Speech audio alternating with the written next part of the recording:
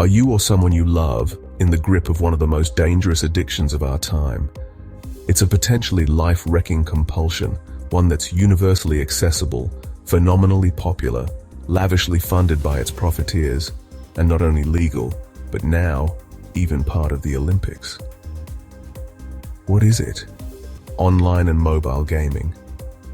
You might call it a typical phase most teenagers go through, or just the way I wind down after work.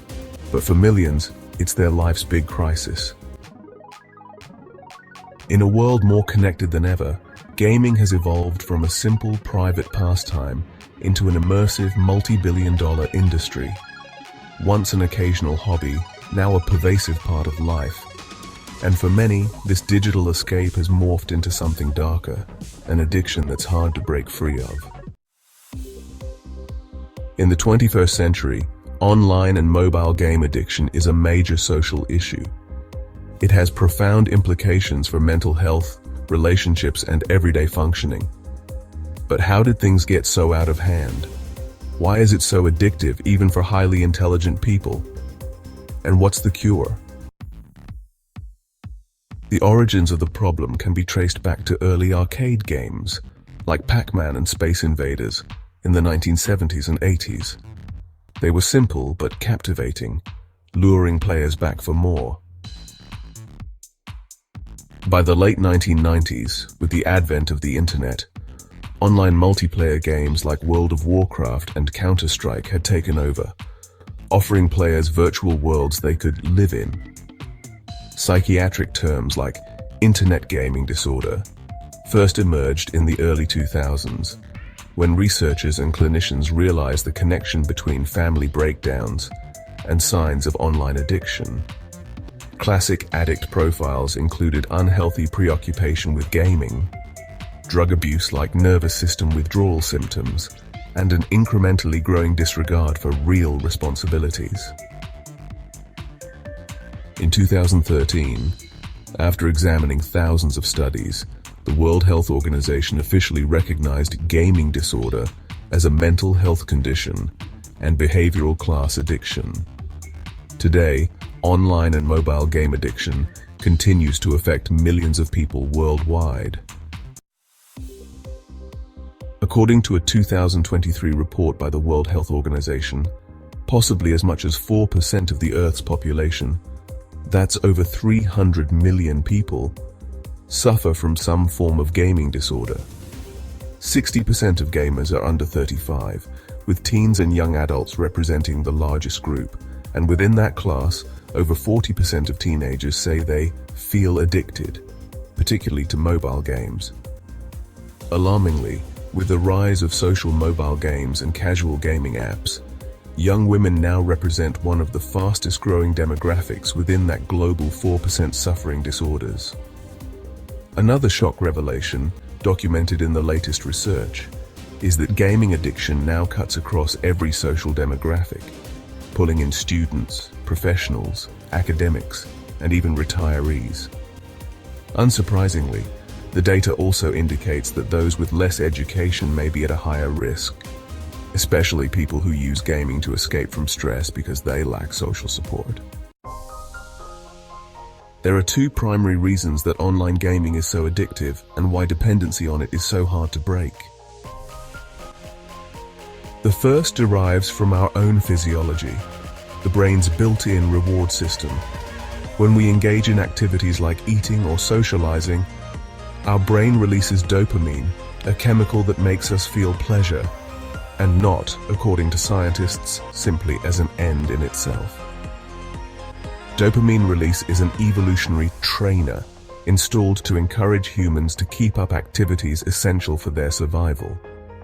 Ancient hunter-gatherers most needed two things, food and a tribe.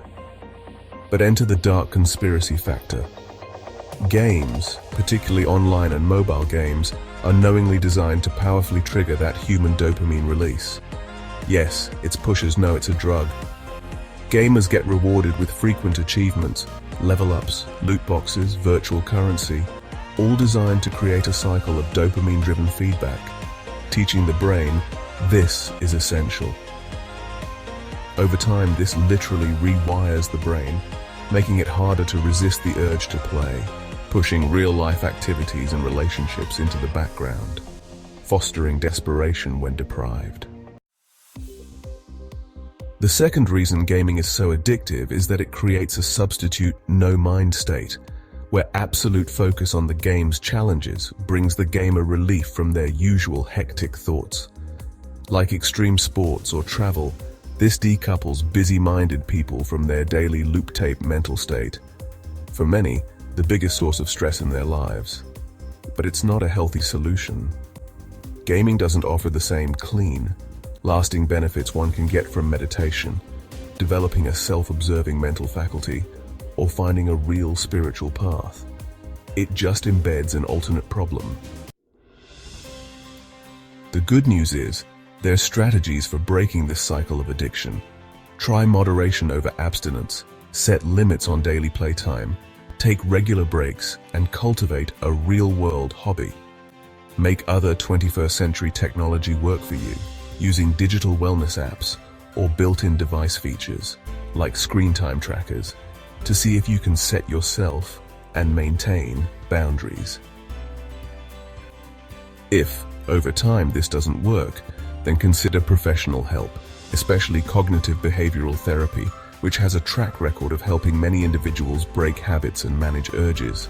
Investigate support groups and community programs, which now are becoming increasingly available on and offline, offering safe spaces to set up accountability and talk about struggles.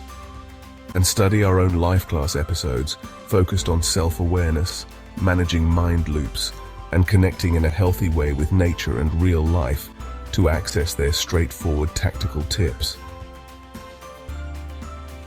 Gaming isn't inherently bad. Many enjoy it in moderation, and it can even foster creativity and friendships. But when it takes over from real life, it becomes a problem with numerous consequences. By understanding the science behind it and the alternatives of self-awareness and healthy decoupling from compulsive thought, one can regain control and engage safely with digital life. If you, or someone you know, now struggles with gaming addiction, please reach out to support groups, mental health professionals, or visit online resources and begin that journey to freedom and peace. If this episode struck a chord with you about the dark side of our time's many digital delights, you'll also enjoy our survey of broader technological issues in Socially Analytical episode 27.